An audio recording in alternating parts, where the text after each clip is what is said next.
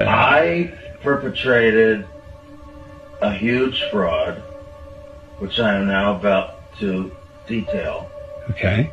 involving the United States government and NASA. All right.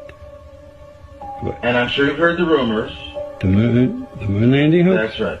That the moon landing was fake. The moon landings all were fake. And I was the person who filmed it. The conspiracy theorists were right on this occasion. Why?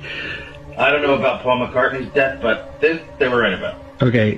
Why in God's name would... I don't know what to ask you first. Why the hell, if you're telling the truth, why would you do it? Why are you telling me? I mean, what the... Don't you think it's important for people to know the truth? Yeah, I got... yes, certainly. They had a massive fraud, an unparalleled fraud perpetrated against them. They should know.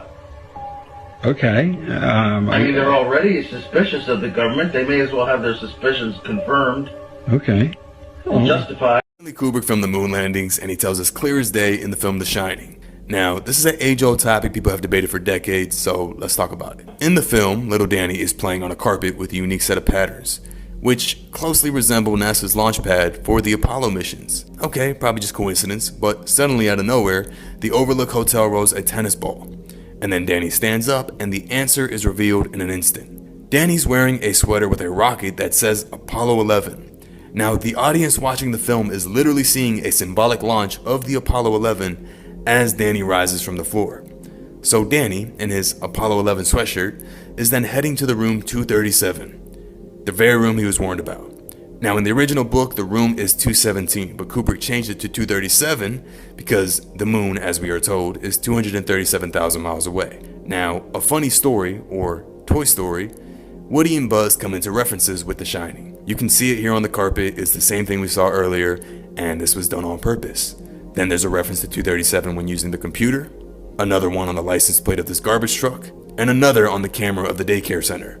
And it even says Overlook, the hotel where The Shining took place. Now, here's a photograph you don't see often. In 1966, Kubrick is seen meeting with NASA officials and employees as well as Arthur C. Clarke.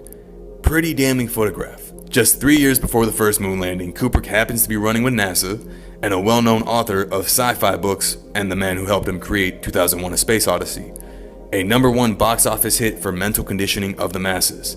And then, what do you know, 1 year later, the first Apollo mission takes place. You know, at some point, you have to see the signs for what they are, being more than just mere coincidence.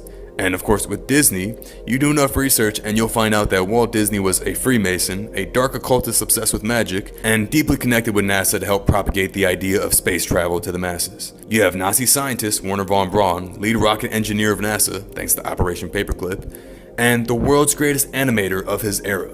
But we'll get more into that next time. It's pretty clear that NASA, Hollywood, and Disney are all interconnected, so before you fall for the fake Stanley Kubrick interviews and behind the scenes footage, understand Kubrick has been seen with NASA officials before the movie, during the movie, and left plenty of clues in both The Shining and The Odyssey. If you seek the actual truth, you'll